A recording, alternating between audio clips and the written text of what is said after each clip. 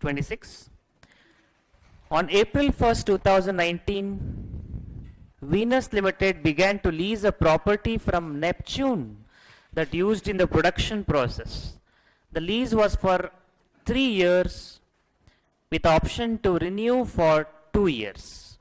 So we will consider the renewal if it is reasonably certain that it will be used. Annual rental was 10 lakh with an increase of 5% every year for inflation of first 3 years and 8% per annum for renewal period. So 5% is applicable for 3 years and 8% is applicable for next 2 years. After 5 years, Venus Limited has option to purchase the asset at 15 lakh. Neptune Limited will pay an incentive of 2 lakh on 31st of March 2019. The rate of implicit in this lease was 9%. The present value of lease payment was very close to the fair value of the property at the end of inception of the lease. Venus is reasonably certain to exercise the purchase option at the end of 5th year. Oh, not only about renewal, but also you are likely to purchase. Explain the accounting treatment for the above property and lease until 31st March 2014. Okay, so this will do slightly faster for recognition of lease liability.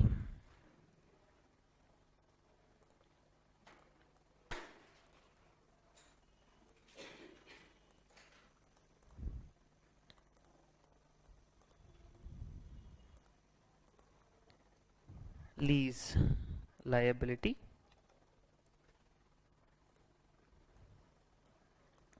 We start from years 1 to how many years are there? 5 years, 3 years and 4 and 5 and one more 5. That is because you are intending to purchase the assets.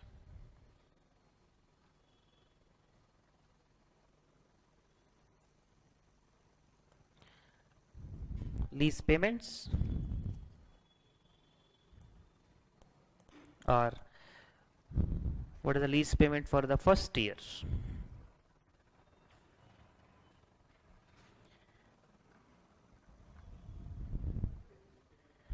Okay, payments are made at the beginning or the end?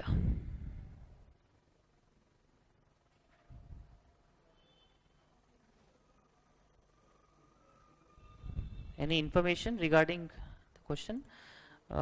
Lease was for 3 years.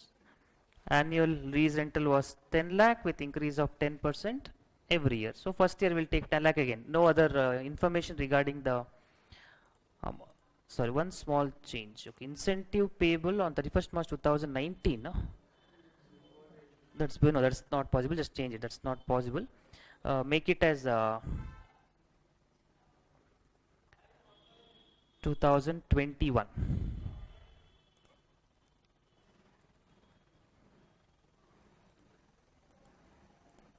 Lease incentive payable on 2021. Just make a correction in the question there. 31st March 2021.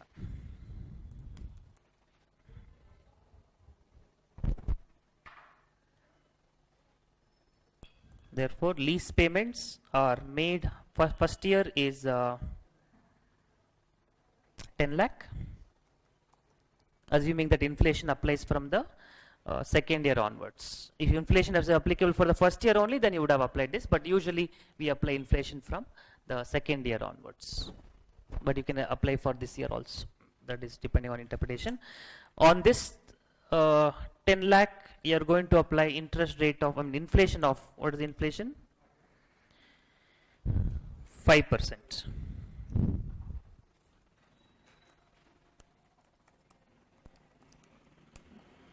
That will run for how many years? For the first 3 years. But we are going to apply only for 2 years. So that's an issue here.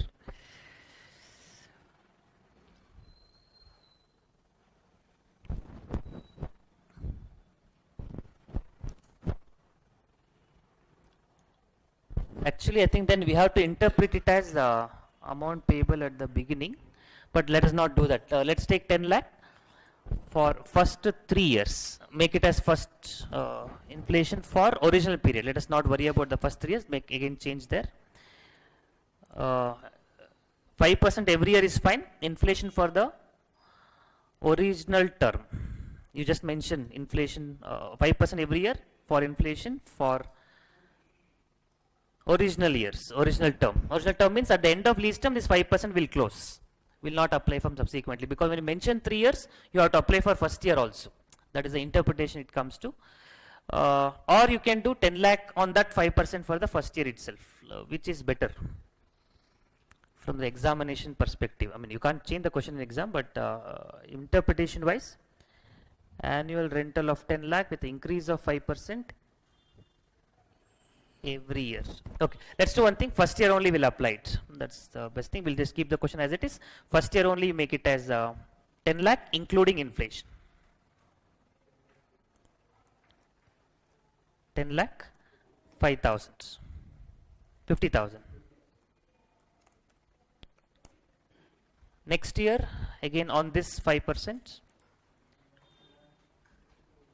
11 lakh 2,500. And this is on which date? No, this is the end of the year only, 31st of March 2020 or 21. First year is 2020, then 21. So this 11 lakh is actually paid on 2021, on which incentive is there. So please adjust minus incentive 2 lakh. Incentive receivable should be subtracted from lease payments.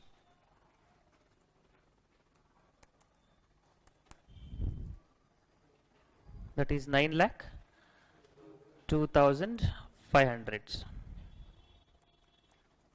And on what amount you apply inflation for the third year?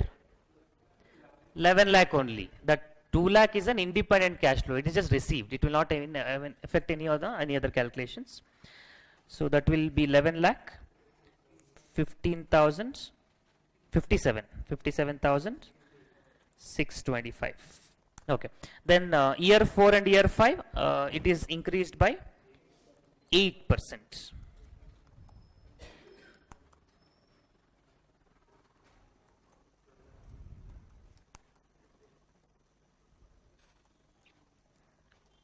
$12 lakh 50,000 235, 13 lakh 50,000 254, and last year the amount is 15 lakhs. Okay, let us consider the discounting factor at the rate of, what is discounting rate? Implicit rate 9%.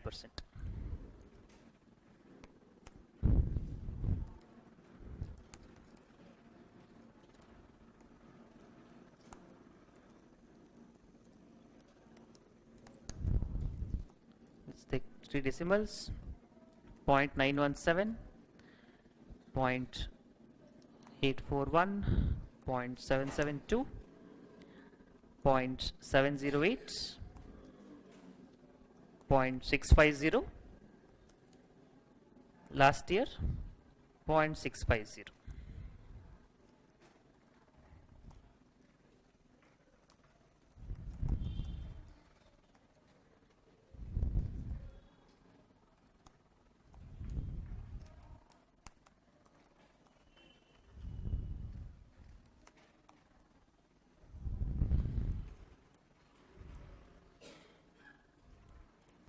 Discounted cash flow 9 lakh 62 850.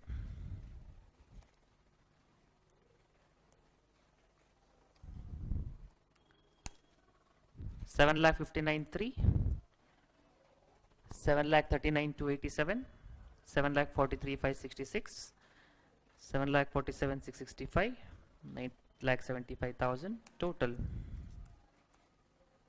See, it is 49.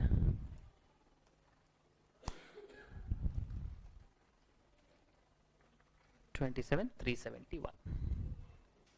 Sometime institute what they do is they calculate this present value of 5 years and last year amount separately and then add it up. Ultimately it's same.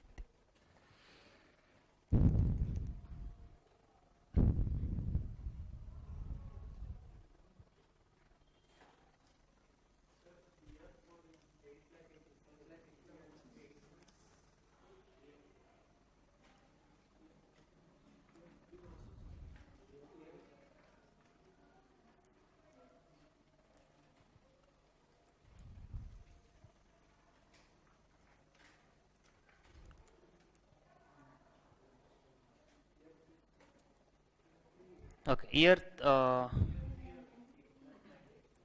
8 lakh. Okay, 93,687. Okay.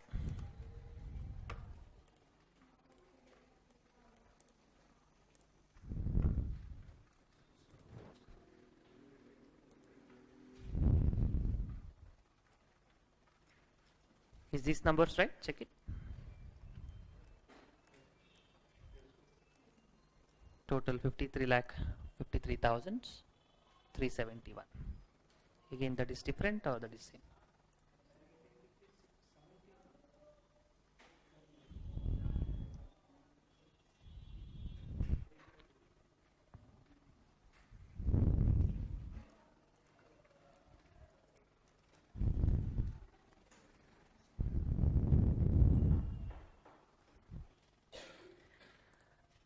Okay, so present value of liability is done. What else is pending?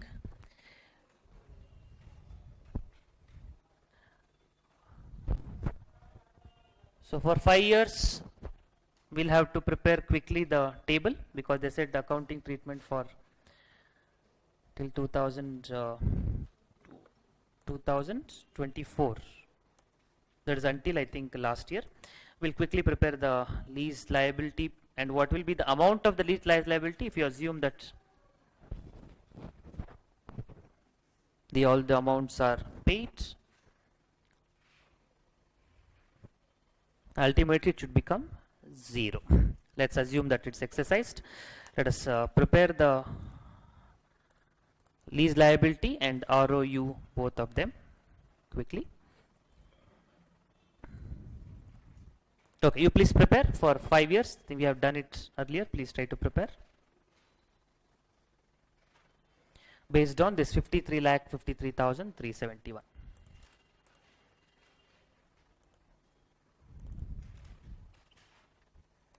Rate of interest is 9%.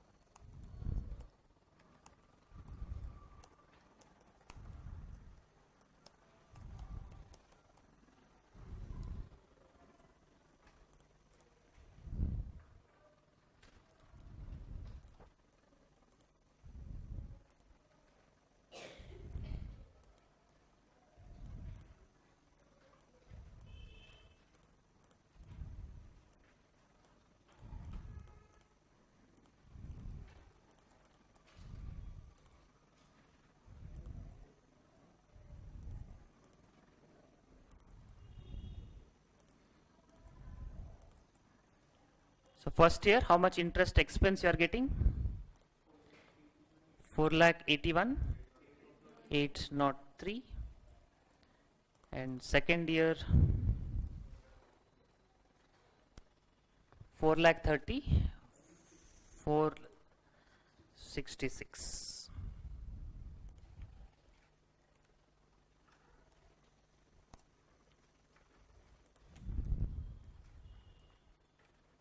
And closing balance 47,85,174.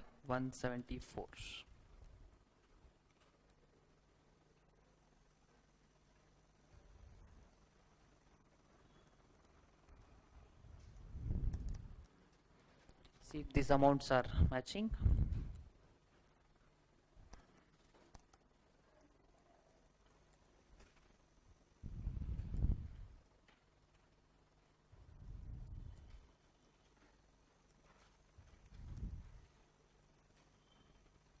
Same amount coming or different? Same?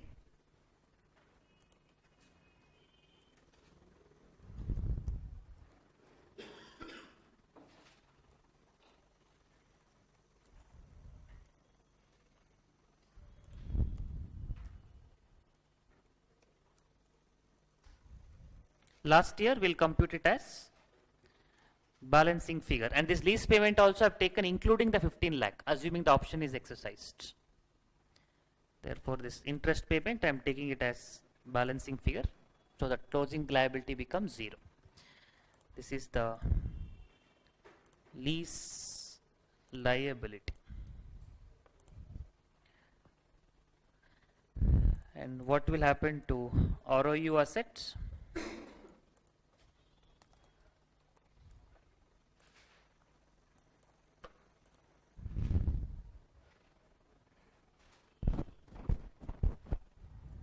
Have they given the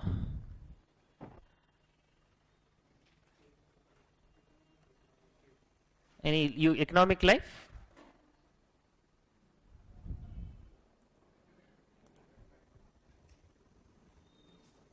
Okay, then you just say that whatever divided by 5 years, that will be your depreciation. But anyway, the lease liability is sufficient. ROU asset you ignore it, that is not required, because anyway no change will happen, that's not required. Only this I was more careful. And if they had given any economic life, you would have depreciated over that number. So at the end of 5th year, you would have had some amount on the ROU asset if there was any economic life.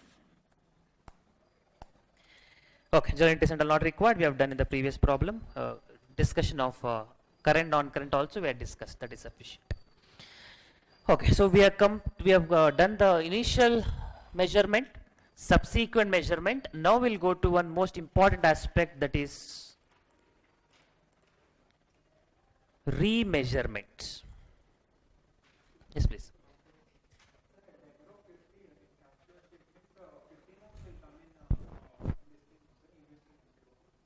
No, it is lease payment, financing only.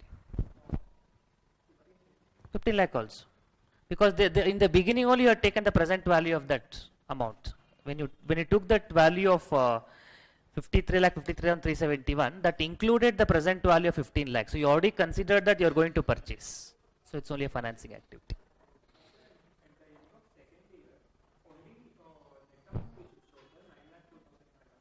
Correct.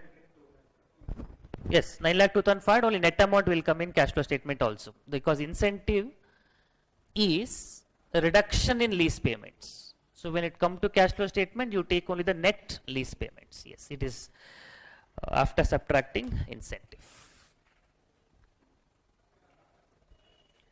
Okay, so now we come to this most important part, remeasurement. So when remeasurements are required, let's see if these things are making sense. Reassessment of lease term. Earlier you thought 3 years, now it will be 5 years because of various reasons. We also looked at lease term originally, when lease term need to be reassessed.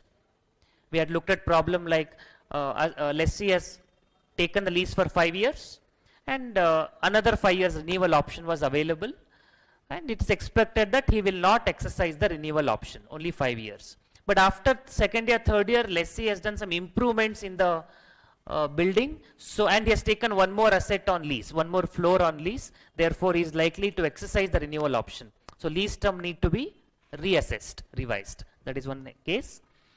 Reassessment of option to purchase. Earlier, lessee was expecting he will not purchase the asset. Based on that, he has accounted the amount, and in the final year, the amount was not considered because he was thinking he will not exercise. But now he has changed his mind.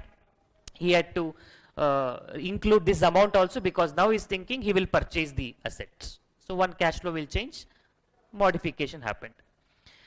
In substance, fixed lease payments. We discussed this part where it is variable in legal form, but in substance they are not, and the variability got subsequently changed.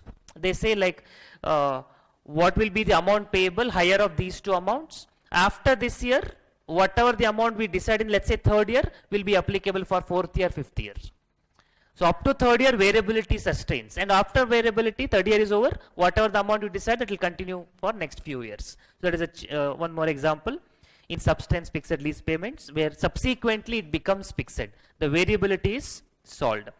And guaranteed residual value changes. That is what the amount which is committed by the lessee, that is what is guaranteed, and that amount is revised now. So liability will be revised. And future lease payments because of changes in index or rates. This an extent also we discussed, that is based on the original expectation, okay, this will increase by 4% every year, 5% every year, I'll take the index calculation. But actual index values may be different at the time of payment. Therefore, subsequently revised will be there. Therefore, that is also a reason for remeasurement of liability. Important discussion is this. You have to remember this point. For all these cases, remeasurement will happen. Remeasurement means computing present value of future lease payment, future cash flows. So when I compute present value, I require rate of discount. That rate of discount should be on the date of remeasurement or on the date of inception. Originally what we had taken, use the same thing now. Hope you understand the requirement. Solution will come to it. The rate of discount, discounting rate should be on the date of remeasurement or on the original date when the contract commencement happens. So the standard says in certain situations you have to follow original rate, in certain situations you have to follow new rate, and therefore you have to remember this. Logically, point is not sufficient. The standard specifically give these situations, so you have to remember when to use original rate, when to use revised rate. So whenever the lease term changes, option to purchase changes, in these cases you are going to use revised rates, new rate. But in case of this GRV change, the payment on index change, or this variability is resolved, in all these cases you go for original rates. The reason is, I mean logic is, they have not given logic, but because these are all essentially was there at the beginning only. Amount was uncertain, that's all. Because index, you don't know what exactly the value of index is going to be. GRV, okay, that is the amount you expected, guaranteed residual value. And this variability subsequently resolved. So these cases were variable from the beginning only. You knew that they are variable, amount is not certain. Therefore, when changes happens, you continue the original rate. But these two things, reassessment of lease term and reassessment of option to purchase, is a new thing which is applied. You have discovered a new fact. Originally you thought you will not exercise, now you are thinking you will exercise. That is, the situation earlier and the situation now is different. It's not the amount part. It is the facts, data, situation, conditions, business intentions, operations. So it's because of those factors we are going to take revised rate. So when it is due to factual changes, you go for revised rate. When it is only amount changes, whether lease payment on index rate or GRV, amount uncertainty, you go for the original rate of interest. Anyway, that is logic, but you remember when do you account this. Accounting part is very simple. The difference is added or subtracted to liability and adjusted in fixed assets. For example, existing present value or existing value of liability, existing lease liabilities, let's say 10,000, and remeasured liability is 12,000. Therefore, adjustment is required for increasing the liability by 2,000. And where will you take that to? You will adjust it in the asset. That is, journal entry will be asset account debit to liability account. Asset gets increased, liability gets increased. Similarly, if it is decreased, asset is reduced, liability also reduced. Nothing will go to P&L account. Just imagine if liability was 10,000 and revised liability is 6,000.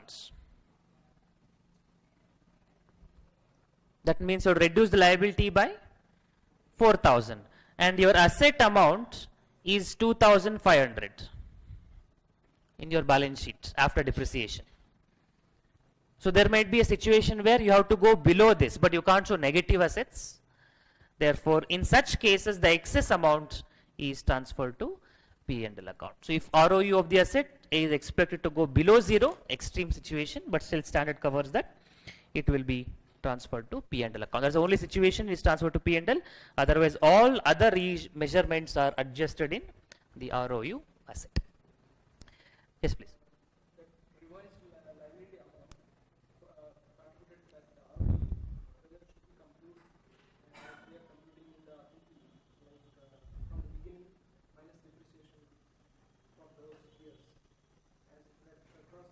No retrospective effect.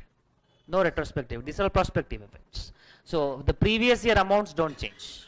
Either for calculation or for comparison, previous year amount calculations don't change. These are all changes in accounting estimates.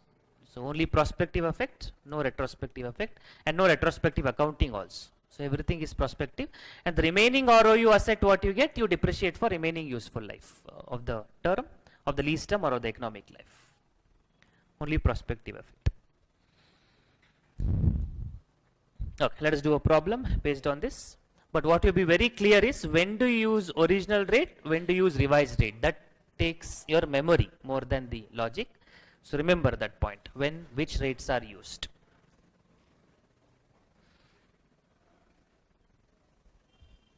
27.